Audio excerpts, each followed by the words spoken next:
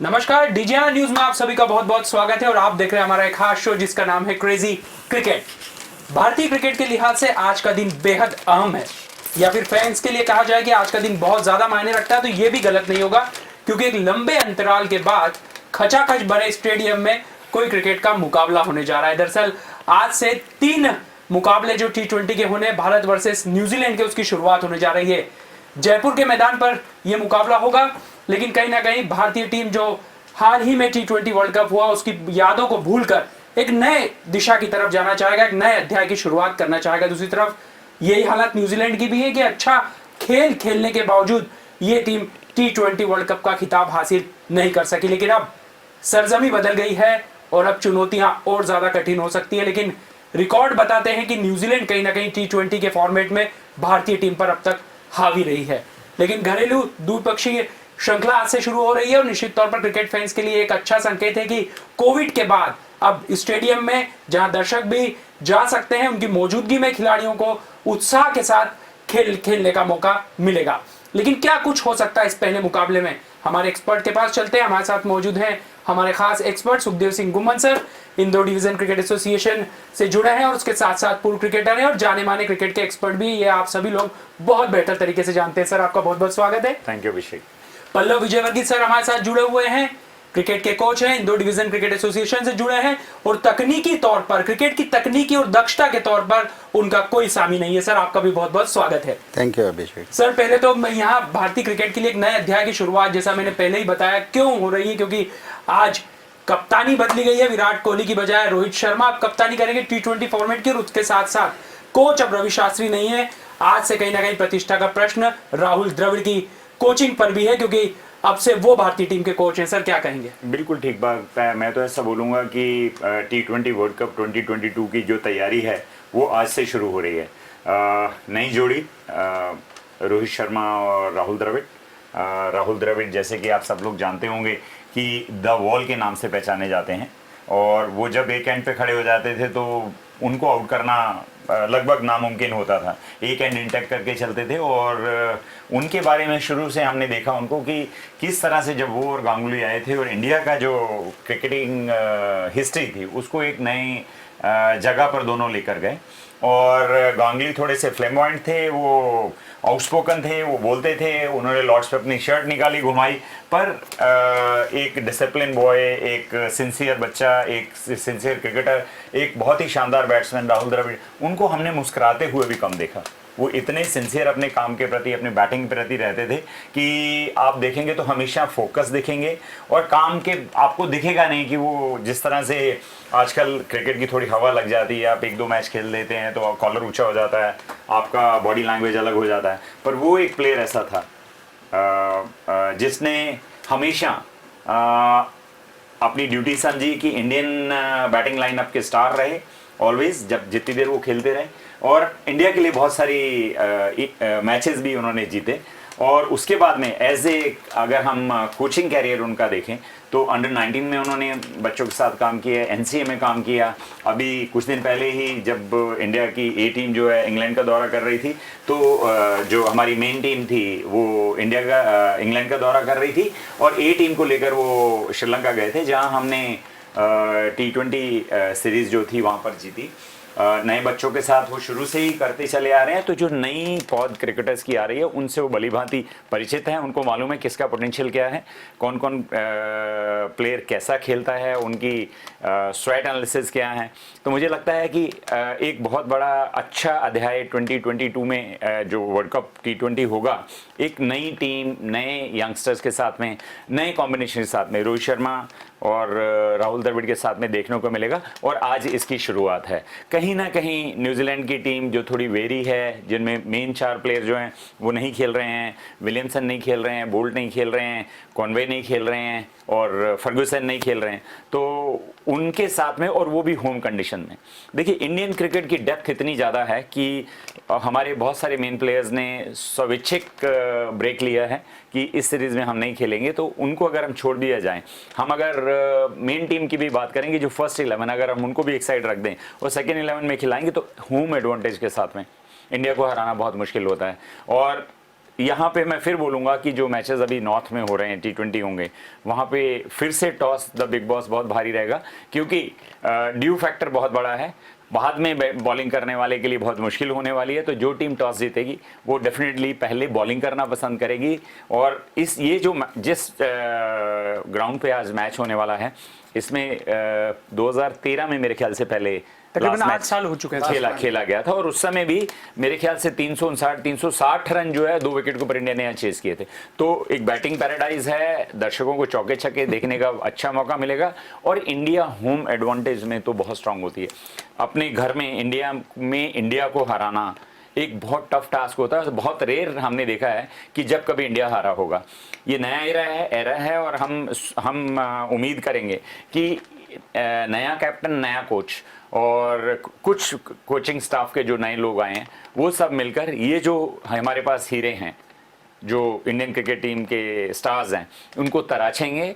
और जो एक डिमोरलाइज होकर हमारी टीम इस बार वर्ल्ड कप से पहले एग्जिट हुई है, क्योंकि ऐसा होता नहीं है, और पास में भी हम लोग सेमीफाइनल्स में क्वालिफाई किए हैं या फाइनल्स के लिए खेले हैं। इस बार हम लोग किसी ना किसी कारण से एक्सेसिव क्रिकेट बोलें या कंप्लेसेंट होना कि हम तो बहुत ज़्यादा प्रिपेयर्ड हैं किस चीज़ के लिए, हमें बहुत बड़ा खामियाजा भुगतना पड़ा। और हम सब हिंदुस्तानी जो इस क्रिकेट को दिल से प्यार करते हैं, उनके लिए बहुत ही दुखद इवेंट था T20 वर्ल्ड कप 2021। हम उम्मीद करते हैं कि नई जोड़ी जो आई है, ये हमारे लिए खुशियां लेकर आएगी। हमें फिर से वही हमारा जो क्रिकेट के लॉरेल्स हैं, जो हम लोगों ने जो अचीवमेंट्स किए हैं, उसी तरफ फिर से अग्रसर होगी। और नए बच्चे हैं, नए बच्चों को ये जोड़ी तराशेगी, और हम अच्छा क्रिकेट देख पाएंगे, अच्छा क्रिकेट देख पाएंगे, नया क्रिकेट देख पाएंगे। और यही वजह है कि काफी कुछ नया हम आज देख सकते हैं। कोच नए हैं टीम के, कप्तान भी बदले गए हैं, रोहित शर्मा कप्तानी करेंगे, और उसके साथ साथ सबसे महत्वपूर्ण बात जिसे हम सबसे ज्यादा मिस कर रहे थे कि अब स्टेडियम में मुकाबला होगा, और वो भी दर्शकों के साथ होगा। सर, इसका कितना ज्यादा असर कहीं ना कहीं खिलाड़ियों पर पड़ेगा? हालांकि नेट्स पर हमने देखा कि अब जब खुद की कंडीशन में ये शहर पहुंचे हैं, तो बॉडी लैंग्वेज पूरी तरीके से बदली हुई है। क्या कहेंगे सर? नहीं, डेफिनेटली जब आप अपने होम कंडीशन में खेलते हैं तो आपका कॉन्फिडेंस लेवल बहुत हाई होता है, और आप भली भांति वाकिफ़ होते हैं कि आप किस कंडीशन में खेल रहे हैं। और दूसरा कि नए न्यू ब्लड को चांस दिया है। बहुत सारे प्लेयर्स अभी रेस्ट मोड में हैं, और अच्छा किया BCCI ने कि अपने स्थापित कुछ खिलाड़ियों को रेस्ट दिया, क्योंकि जिस हिसाब की टीम है न्यूजीलैंड, अभी वो भी करीब करीब नए प्लेयर्स के साथ खेल रही है। तो मैं ये चाहूँगा कि इस मैच में खासकर ये जो T20 के मैच है, इसमें नए प्लेयर्स को ज़्यादा आजमा लें, क्योंकि अभी तक उनको आजमाया गया है आपने IPL में। और आप IPL का असर देखिए भारतीय क्रिकेट का। IPL खेल के वेंकटेश अय्यर 4 से 5 मैच में इंडिया टीम में जगह बना लेते हैं, लेकिन डोमेस्टिक क्रिकेट में अगर मैं कुछ नाम लूँ, जलज सक्सेना वगैरह, केदार जाधव, जो सालों से खेल करके टॉप विकेट टेकर और टॉप रन गेटर हैं, लेकिन उन्हें इंडिया टीम में अभी तक आने का मौका नहीं मिला। खासकर जलज सक्सेना को, केदार जाधव वगैरह कुछ एक ऐसे प्लेयर थे जिन्होंने इंडिया टीम में अपना अच्छा मुकाम बनाया था, फिर वो ड्रॉप हुए।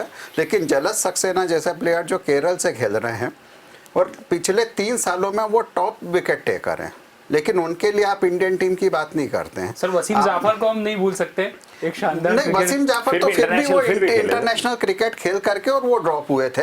उस समय उनकी जगह मुरली विजय ने लिए थी, क्योंकि मुरली विजय डोमेस्टिक क्रिकेट में ज़्यादा रन बना रहे थे। तमिलनाडु से आते हैं, एक ऐसी टीम से आते हैं जहाँ पे उनका प्रभाव, एन श्रीनिवासन का प्रभाव बोर्ड पर था, तो वो उसका असर बहुत होता है। आप बड़े सेंटर्स से अगर आप टीम में हैं तो आपका प्रभाव बहुत होता है, तो आपको जल्दी मौका मिलता है। इसलिए पर IPL जो है उसका एक इतना बड़ा प्रभाव हो गया है भारतीय क्रिकेट पर कि आप थोड़ा परफॉर्म भी करते हैं तो बहुत जल्दी लाइमलाइट में आते हैं, क्योंकि ये IPL all over world telecast होता है, और ज़्यादातर इंटरनेशनल प्लेयर भी हर देश के खेलते हैं, तो ज़्यादा तवज्जो इसको IPL को अब मतलब हमारे डोमेस्टिक क्रिकेट से ज़्यादा मिलने लग गई है।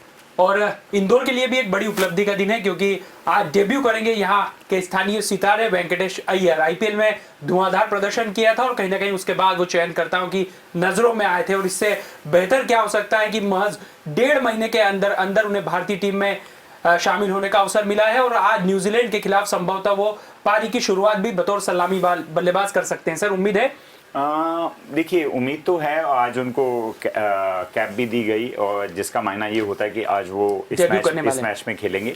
अब देखिए ऑलरेडी क्योंकि हमारे पास जो एक ओपनिंग पेयर है वो एस्टेब्लिश है कि रोहित शर्मा है, केएल राहुल हैं, परंतु क्योंकि अब जो कुछ सीनियर बैट्समैन जो हैं उन्होंने ब्रेक ली है, तो ऐसा हो सकता है कि मिडिल ऑर्डर में केएल राहुल को लाया जाए और ओपनिंग में लेफ्टी राइटी के लिए शायद संभव तो कर सकते हैं सर, आपको लगता है सर लेफ्ट राइटी कॉम्बिनेशन के लिए? नहीं वो होता है देखिए, बट कभी भी कोई भी जो टीम होती है वो ओपनिंग प्लेयर को डिस्टर्ब नहीं करना चाहती है कि ओपनिंग प्लेयर जो है, आपके जो प्लेयर हैं वो एक स्पेशलिस्ट पोजीशन पे हैं। और अभी हमने देखा कि केएल राहुल और रोहित शर्मा ने वर्ल्ड कप में 140 रन की पार्टनरशिप करके एक हाईएस्ट रिकॉर्ड इंडिया का फर्स्ट विकेट की पार्टनरशिप का खड़ा किया था।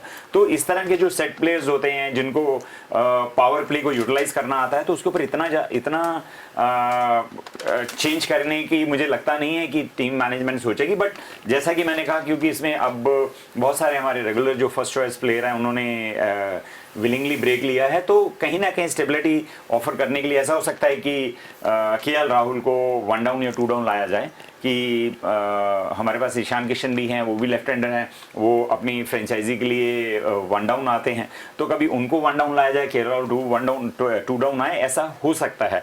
क्रिकेट में अभी देखिए क्योंकि नई टीम है, नए जॉब्स जो हैं असाइन करे गए, रोल असाइन किए गए हैं, किस प्लेयर को क्या असाइन किया गया, एक मैच होने के बाद में हमको बहुत सारी चीज़ें जो है क्लियर होती नजर आएंगी।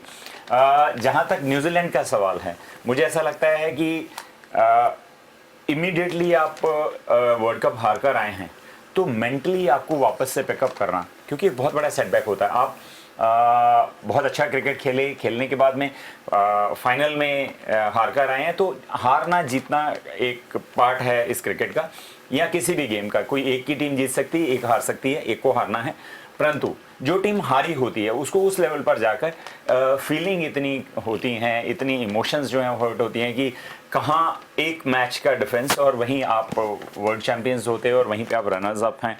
तो उस टीम को 3 दिन बाद ही अगर दौरा शुरू करना है तो उनके लिए मेंटली पिकअप करना थोड़ा सा टफ होता है, मुझे लगता है टफ होगा। और उसके बाद में भी जब आपके मेन 4 प्लेयर जो टीम के हैं वो नहीं खेल पा रहे हैं, कॉनवे इंजर्ड हैं और बाकी जो हैं उन्होंने रेस्ट लिया है कि अभी इसके बाद में टेस्ट सीरीज़ है उसको प्रिपेयर करने के लिए केन विलियमसन भी नहीं खेल रहे हैं, जो कैप्टन हैं, जो मेन धुरा हैं इस व्हील का, तो वो भी नहीं खेल रहे हैं। तो उसके बाद में, और सबसे बड़ी बात है, जब आप हिंदुस्तान में आते हैं, आप कितनी भी बड़ी टीम हो, कुछ भी हो, आप डिमोरलाइज होते ही हैं, क्योंकि यहाँ पर जितने दर्शक आते हैं और जिस तरह की हुटिंग होती है और कोई भी प्लेयर, हम लोगों के ज़्यादातर जितने भी प्लेयर हैं उन सबको आदत है ऐसी हुटिंग के साथ खेलने की, और फ़र्क पड़ता है, आपका मोमेंटम जो है वो बढ़ता है, आपका टेम्पो अप होता है, आपको लगता है कुछ चीयर कर रहा है आपको। चौके छक्के के ऊपर आप देखेंगे तो उस समय स्टेडियम में कुछ भी सुनाई नहीं देता है, सिर्फ डांस, हल्ला, हो हाय, चीखना, जो कुछ भी पॉसिबल हो सकता है वो सारा आपको उस समय देखने को मिलेगा। और मुझे लगता है यही एक एनवायरनमेंट होता है जो एक दर्शक जाकर वहाँ पे एक्सपीरियंस करना चाहता है। पल्लव सर, यहाँ पर लेकिन कहीं ना कहीं रोहित शर्मा जिस दिन का इंतजार कर रहे थे वो दिन उनका आज आ चुका है कि लगभग अब एक कप्तानी के तौर पर अपने आप को स्थापित करने वाले। लेकिन यहाँ न्यूजीलैंड के लिए टीम सऊदी कप्तानी करेंगे, अनुभव में कोई कमी नहीं है। दोनों कप्तानों के बीच के बैटल के बारे में क्या कहेंगे पल्लव सर?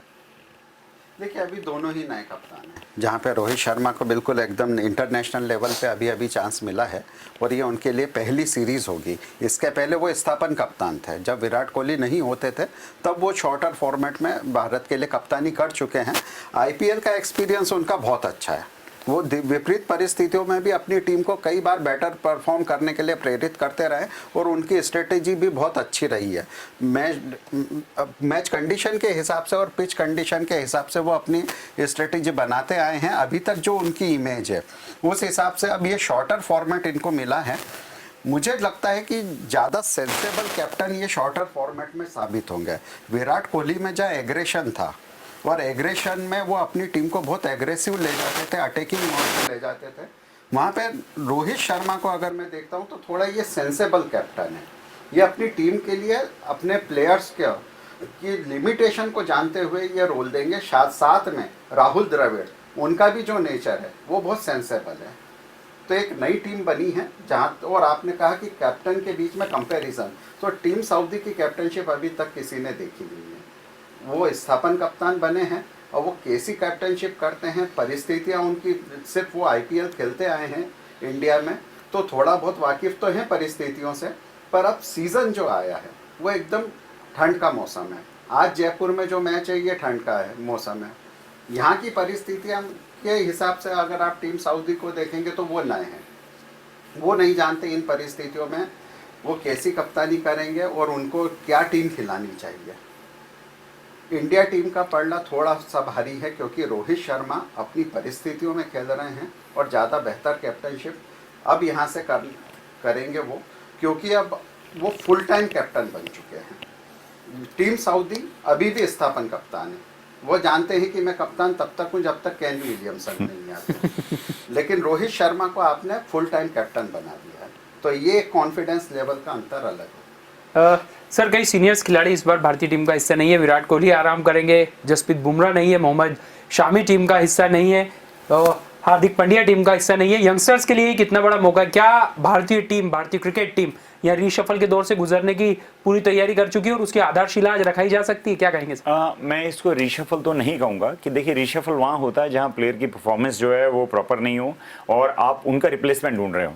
हाँ डेफिनेटली ये जरूर है क्योंकि इतना लंबा दौरा होने के बाद में पहले इंग्लैंड गए, इंग्लैंड में खेल कर आए, इंग्लैंड में खेलने के बाद वहीं से सीधा यूएई चले गए, यूएई में आईपीएल खेला, आईपीएल के बाद में वर्ल्ड कप खेला, तो नहीं करके कुछ 4 महीने 5 महीने बाद प्लेयर्स जो हैं वो बायो बबल में से घर लौट कर आए, तो उनकी भी अपनी एक फैमिली लाइफ है। और इतना अगर आपने एक कमेंट रवि शास्त्री का सुना तो उन्होंने ये कहा था कि प्लेयर्स आर ड्रेन्ड, मतलब वो थक चुके हैं, वो ड्रेन्ड हो चुके हैं इतना खेलने के बाद में। तो कहीं ना कहीं वो एक क्लैरिटी है कि आप डेफिनेटली देखिए जब आप क्रिकेट खेलते हैं या कोई भी स्पोर्ट को परस्यू करते हैं या खेलते हैं तो आपको ब्रेक तो चाहिए बीच में, और ब्रेक में भी अभी देखिए क्या आपको जनरल ब्रेक मिलना एक अलग बात होती है, एक बायो बबल में भी जो ब्रेक है, आप you are not allowed to meet anybody, आप कहीं पे जा नहीं सकते। Even as a matter of fact जो आपको ग्राउंड्स मिलते हैं उस विकेट पे भी आपको जाकर जो प्रैक्टिस मैच विकेट्स हैं उसके ऊपर आपको प्रैक्टिस करने भी नहीं दी जाती है।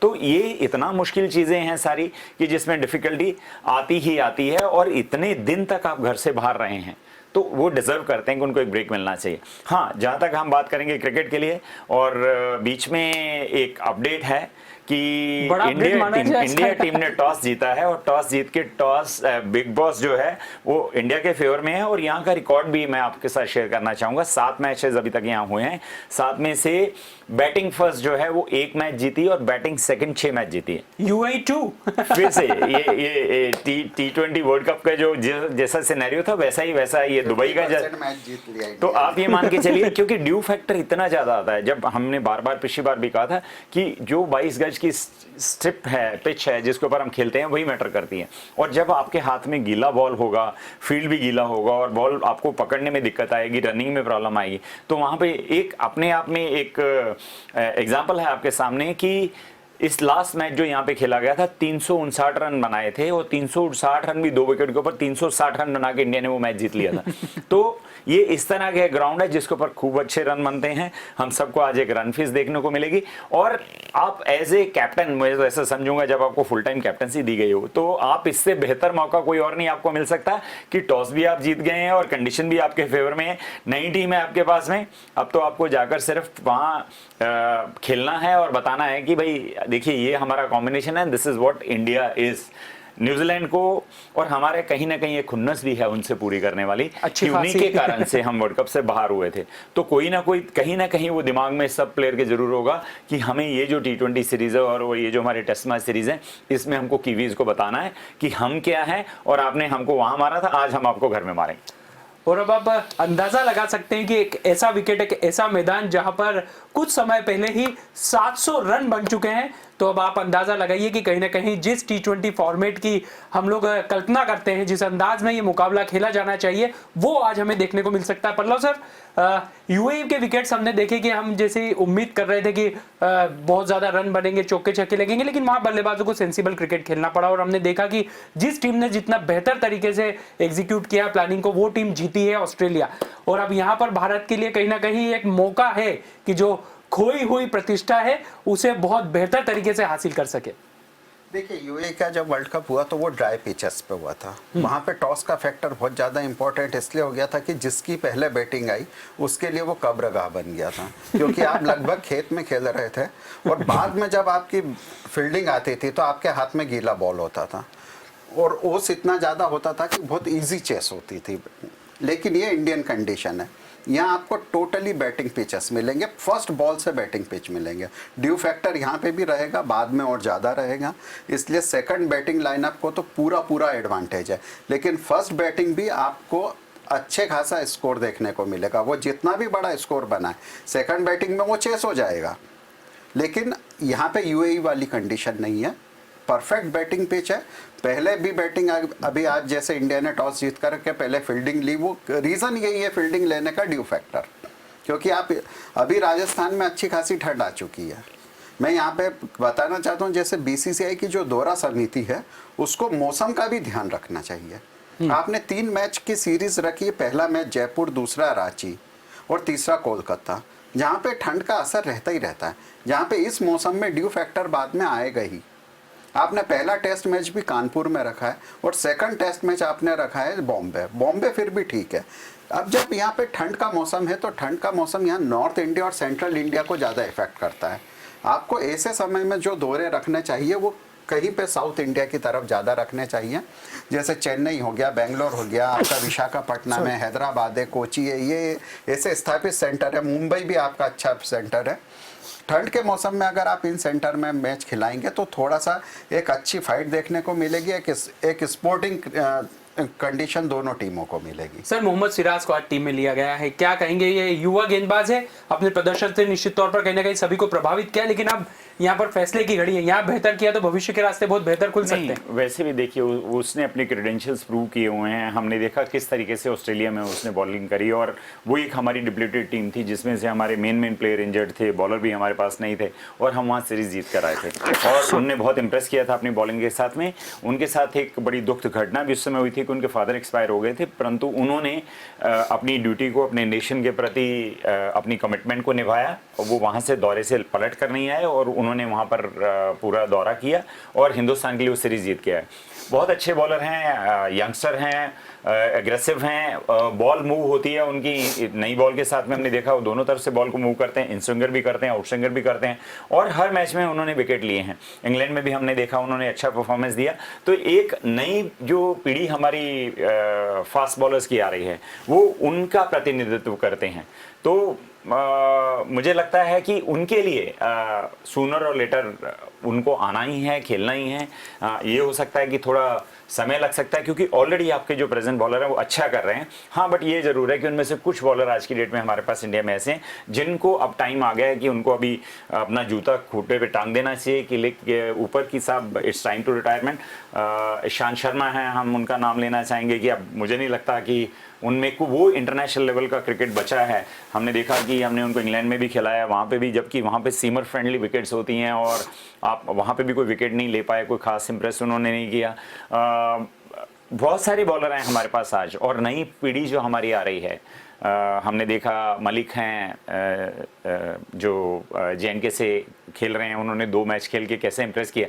IPL आपका रातों रात कैरियर बदल सकता है। वेंकटेश को हमने देखा, मुझे लगता है कि एक ड्रीम कैरियर है ये। ड्रीम कैरियर तो बात की बात कहूँ, ये ड्रीम है कि कोई आदमी ऐसा विश्वास नहीं कर सकता कि 5 2020 के मैचेस और उसके बाद में आप इंडियन टीम में हैं और उसके बाद में एक वो कामरान मालिक की बात हम कर रहे हैं जो JNK से खेलते हैं, नेट बॉलर के लिए उसको इंडिया के लिए रखा। एक ओवर में उन्होंने 3-4 150 प्लस बॉल करे।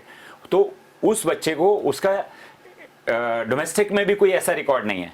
उन्होंने सिर्फ A ग्रेड मैच खेला है, एक 2020 गेम मैच खेला था और उसके बाद में सीधा ही उनका IPL में सिलेक्शन और IPL से वो आज की डेट में मुझे लगता है कि अगर NCA में उनको कहीं ना कहीं जरूर जाकर थोड़ी बहुत और ट्रेनिंग दी जाएगी जिससे कि वो उनको और थोड़ा बहुत स्पीड अप की जा सके और उनके करियर को प्रोलॉन्ग कैसे किया जाए।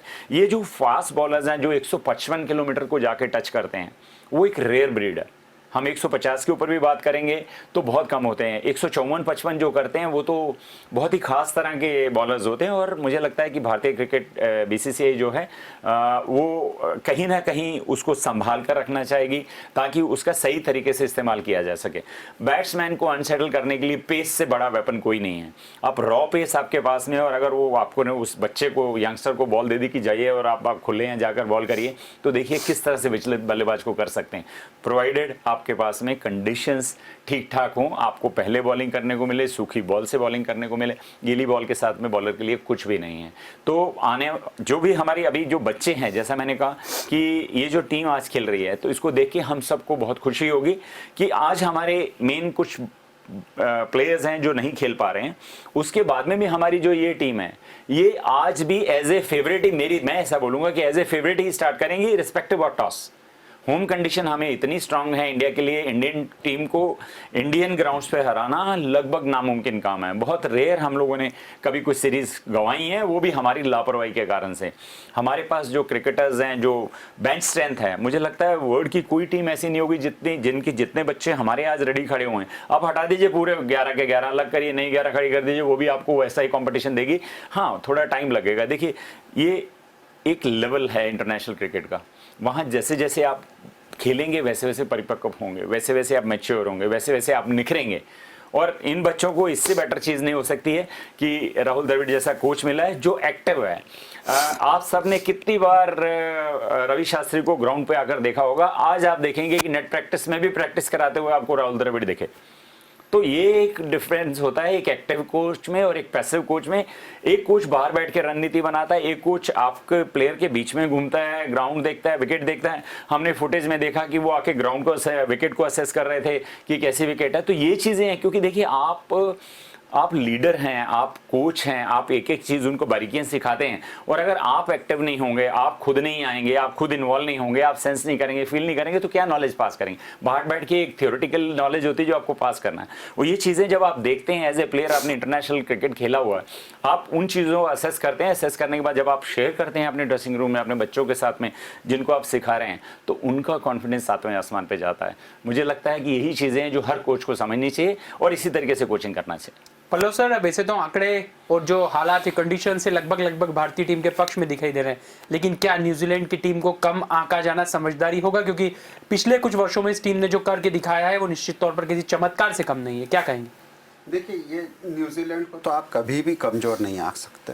पिछले आप अगर 2015 से देख लें, 2015 वर्ल्ड कप का फाइनल वो खेले हैं, 2019 वर्ल्ड कप का फाइनल वो खेले हैं, टेस्ट चैंपियनशिप फाइनल भी टाई हो चुका था, वो तो सिर्फ उनके चौके थोड़े से कम रह गए, इसलिए वो पीछे रह गए। और टेस्ट चैंपियनशिप के वो विनर हैं। अभी T20 वर्ल्ड कप का फाइनल वो खेले हैं। तो आप इस टीम को बिल्कुल नज़रअंदाज नहीं कर सकते। हाँ, इसमें आपको एक हीरो नहीं मिलेंगे, लेकिन ये टीम अपना बहुत कलेक्टिव परफॉर्मेंस करती है। हर प्लेयर को अपना रोल मालूम है। हर प्लेयर अपनी लिमिटेशन में अपनी टीम के लिए बेटर परफॉर्म करने की सोचता है। इस टीम के साथ सबसे बड़ी खासियत है कि इस टीम में टीम का जज्बा भरा है। जब ये साउथ अफ्रीका में बहुत बुरी तरह से हारे थे, उसके बाद से इस टीम को पूरी तरीके से इसकी स्ट्रेटेजी चेंज करी गई। हर प्लेयर को उसका रोल दिया गया और सबको बताया गया कि आपको टीम के लिए खेलना है। जब आपके हर प्लेयर में ये जज्बा होता है कि मुझे टीम के लिए खेलना है, और ये तब आता है जब आपका टीम मैनेजमेंट आपको इंश्योर करता है कि आपकी जगह नहीं जाएगी। अगर आप खराब प्रदर्शन भी करते हैं 1-2 मैचों में, तो भी आप टीम में बने रहेंगे तब। और इस टीम का सबसे बड़ी खासियत ही यही रही है कि इस टीम का जज्बा जो है वो एज ए टीम गेम सबसे हाई रहा है। आप बॉलिंग देख लीजिए, बैटिंग देख लीजिए, फील्डिंग देख लीजिए, पूरा टीम गेम। और ये टीम गेम के ही तरीके से खेलते हैं।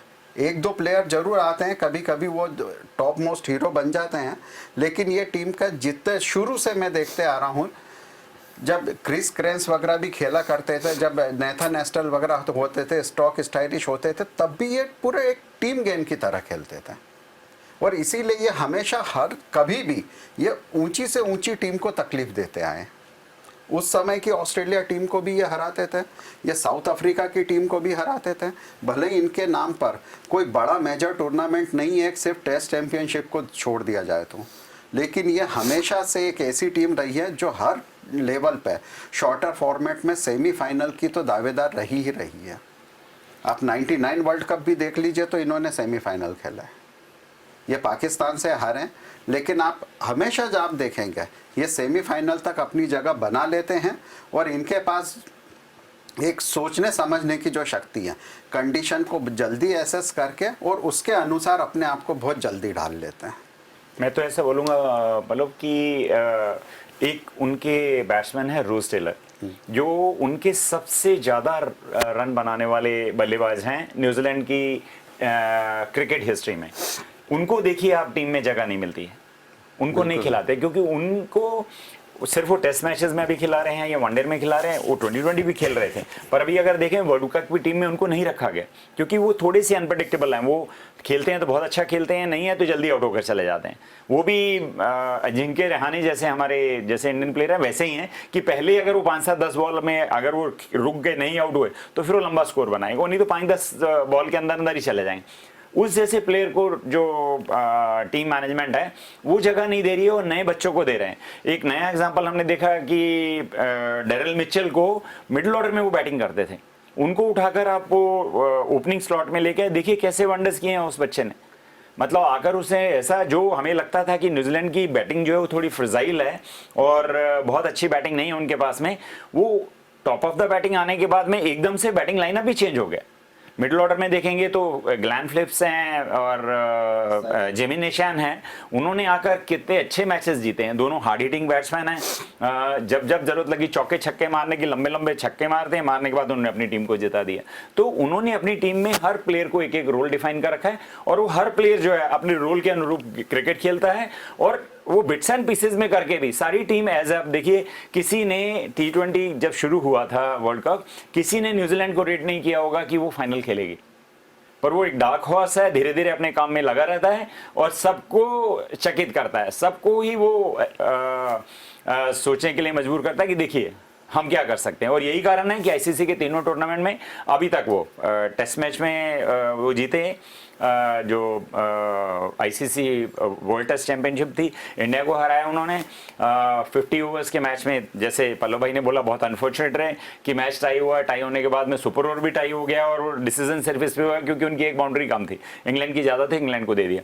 अभी देखिए आप तो वर्ल्ड कप में T20 में भी आईसीसी के इवेंट में वो फाइनल में हारे हैं। तो तीनों में अगर फाइनल में पहुँचना, और थोड़ा अनलकी इधर टॉस द बिग बॉस के कारण से वो नहीं कुछ कर पाए और उधर एक इस तरह का फेवर उनके साथ में हो गया कि नियम जो थे, नियम के तहत तो आप बराबर रहकर भी वो उसके विनर नहीं हो पाए। और टेस्ट चैंपियनशिप में तो उन्होंने बता दिया कि इंडिया को कितनी बुरी तरह से उन्होंने मारा था। तो ऐसी एक टीम है जो चुपचाप आती है और अपने सारे काम करती चली जाती है। मैं तो ऐसा बोलूँगा कि अगर पिछले कुछ समय में आप 4 साल 5 साल में उठाकर देखेंगे तो इंटरनेशनल टीम में से एक इंडिया है जिन्होंने बहुत प्रोग्रेस किया और दूसरी न्यूजीलैंड है जो चुपचाप बिल्कुल साइलेंट वे में वो जाकर अपना काम करते चले गए और उन्होंने तीनों इवेंट में जाकर अपने फाइनल में कहीं ना कहीं उपस्थिति दिखाकर और लोगों को चकित कर दिया। तो चकित करने वाली दोनों टीमें आज टक्कर के लिए आमने सामने हैं। रोमांचक मुकाबला होने की पूरी उम्मीद है, लेकिन आंकड़े जिसे हम आपको लगातार बता रहे हैं वो साबित कर रहे हैं कि न्यूजीलैंड की टीम को किसी भी सूरत में कमजोर नहीं आंका जा सकता। 17 मुकाबले T20 के दोनों टीमों के मध्य में हुए, उसमें से 9 मुकाबले न्यूजीलैंड ने जीते हैं। भारतीय धरती पर भी ये टीम कहीं ना कहीं खुद भारत की टीम पर हावी होती हुई दिखाई दी है, इसलिए अब महत्वपूर्ण मुकाबला माना जाएगा इसको। और अब बात कर लेते हैं फेवरेट टीम की। सर, आपकी फेवरेट टीम? देखिए, टॉस द बिग बॉस हमारे फेवर में आ चुका और हिंदुस्तान में हिंदुस्तान को हराना ये लगभग नामुमकिन है। तो और जिस विकेट पे हम खेल रहे हैं बैटिंग पैराडाइज है और ड्यू फैक्टर बहुत बड़ा है। इन सबको ध्यान रखते हुए मुझे लगता है इंडिया इस मैच को आराम से जीते। सर, आराम से जीत पाएगी? बिल्कुल, क्योंकि इंडिया ने इस बार जो अपने 11 खिलाए हैं वो भी बहुत अच्छे खिलाए हैं। जो प्लेइंग 11 है बहुत अच्छी है। वेंकटेश अय्यर डेब्यू कर रहे हैं, बाद में अक्षर पटेल और आर अश्विन आते हैं। एक बेहतरीन बैलेंस बैटिंग लाइनअप जो उनके पास अवेलेबल थी वो उन्होंने ली है। बॉलिंग लाइनअप भी हमारी बहुत अच्छी है। युजवेंद्र चहल वापस आ गए, दीपक चाहर वापस आ गए हैं, वेंकटेश अय्यर बीच में ओवर्स डालेंगे, आर अश्विन है, अक्षर पटेल है। डेफिनेटली ये टीम बहुत अच्छी है।